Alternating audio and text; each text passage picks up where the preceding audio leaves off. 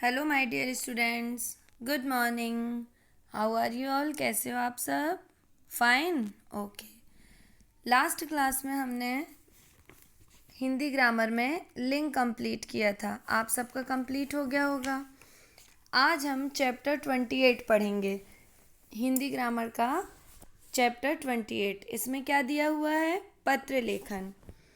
पत्र लेखन क्या होता है? पत्र लिखना आप लोगों ने पहले भी आपने प्रीवियस क्लासेस में पत्र लिखना सीखा होगा।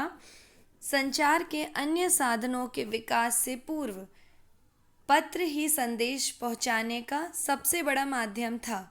मतलब जब ये संचार के साधन नहीं हुए थे, जैसे अभी फ़ोन है, अपन मोबाइल में कितनी दूर दूर बैठे लोगों से बात कर लेते हैं, लेकिन पहले पत्र के माध्यम से ही बातों का आदान प्रदान होता था।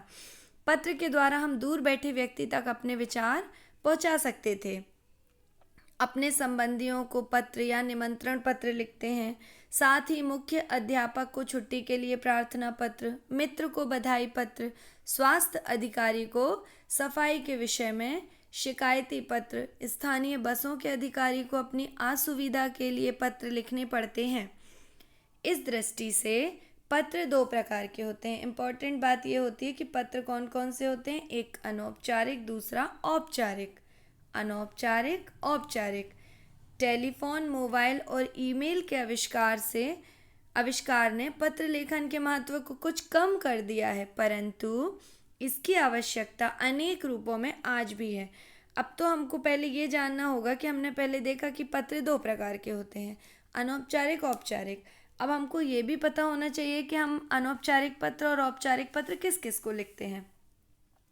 अनौपचारिक पत्र जो होता है वो मित्रों, सगे संबंधियों, जान पहचान के लोगों को लिखे जाते हैं।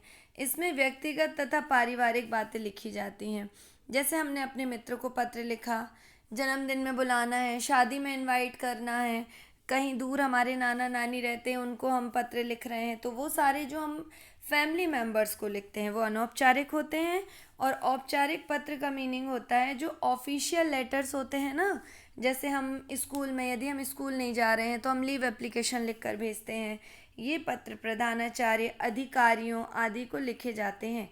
इनमें मुख्यतः संदेश भेजा जाता है कि जो इम्पोर्टेंट बातें होंगी वही लिखेंगे हम इसमें। समझ में आ गया आप लोगों को? अब आपकी बुक में और भी चीज़ें दी हैं कि औपचारिक पत्र को लिखते समय क्या बातें ध्यान में रखना चाहिए, ये आप पढ़ लीजिएगा। इसके बाद अब हमको कौन सा पत्र लिखना है वो ध्यान से समझिए। हम सबसे पहले अपनी कॉपी में लिखेंगे, आप लोग अपनी अपनी हिंदी ग्रामर की कॉपी में इसको नोट करेंगे। हम अपने कक्षाचार्य जी को 3 दिन की छुट्टी के लिए आवेदन पत्र लिख रहे हैं। तो उसमें आप सबसे पहले हेडिंग क्या डालोगे? सेवा में। फिर आप लिखोगे, अच्छा एक बात याद रखना, देखिए सारे बच्चे ये पूरा देखिए, इसका फॉर्मेट देखिए। पूरा ये जो आपकी रेड लाइन होती है ना, मार्जिन लाइन, इससे पूरा जॉइन होते हुए लिख रहा है। कहीं पहले हम लिखते थे यहाँ पे सेवा में, फिर यहाँ पे लिखते थे श्रीमान कक्षाचार्य, लेकिन इसका फॉर्मेट चेंज हो गया है। अब सारी लाइन आपकी मार्जिन लाइन के पास से ही स्टार्ट होंगी। दिख रहा है ना आप लोगों को? सेवा में श्रीमान कक्षाचार्य जी। अब यहाँ पर हम अपने स्कूल का नाम लिखेंगे, Marthoma Gram Jyoti English medium school, comma Sihora. विषय 3 दिन की छुट्टी के लिए आवेदन पत्र। इतना क्लियर हुआ सभी को?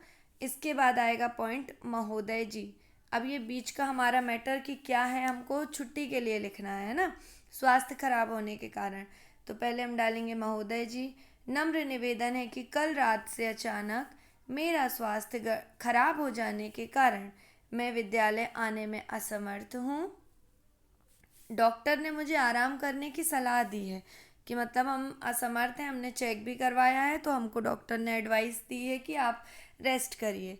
अतः आपसे निवेदन है कि आप मुझे 3 दिन का अवकाश देने की कृपा करें। देखो, अतः भी हम नेक्स्ट पैराग्राफ से लिखते हैं ना, लेकिन इसमें हमको पैराग्राफ चेंज ना करते हुए हम लाइन चेंज करेंगे और मार्जिन लाइन से टच करते हुए लिखेंगे। 3 दिन का अवकाश देने की कृपा करें, फिर हम लिखेंगे धन्यवाद। क्लियर है?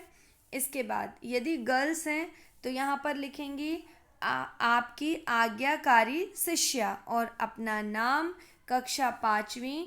यदि आपका सेक्शन ए है, बी है, जो भी है, ABC, तो आ बा सा हिंदी में लिखेंगे और डेट डालेंगे जिस दिन आप पत्र लिखते हैं उस दिन की डेट। मैंने आज लिखा है तो मैं आज की डेट डाल रही हूँ। और यदि बॉयज़ लिखेंगे तो वो लिखेंगे आपका, आपकी की जगह आपका। फिर वो लिखेंगे आज्ञाकारी, आज्ञाकारी का तो आज्ञाकारी ही आएगा। और शिष्य की जगह बॉयज़ का क्या हो जाएगा, शिष्य। क्लियर है, सभी को समझ में आया। बॉयज़ लिखेंगे आपका आज्ञाकारी शिष्य, गर्ल्स लिखेंगी आपकी आज्ञाकारी शिष्या। तो ये आपको अच्छे से याद करके अपनी हिंदी ग्रामर की कॉपी में नोट करना है। ओके। और जितना अभी तक मैं आप लोगों को हिंदी ग्रामर में, हिंदी लिटरेचर में पढ़ा चुकी हूँ, वो चैप्टर्स आपको पूरे अच्छे से कॉपी में आपके नोट डाउन हो जाने चाहिए और पूरे याद होना चाहिए, क्योंकि अब कुछ दिनों के बाद आपके एग्ज़ाम्स भी होंगे। तो उनमें अभी तक हमने अप्रैल में, जुलाई में, अगस्त में जितना पढ़ा है वो पूरे चैप्टर्स आएंगे। Okay, thank you.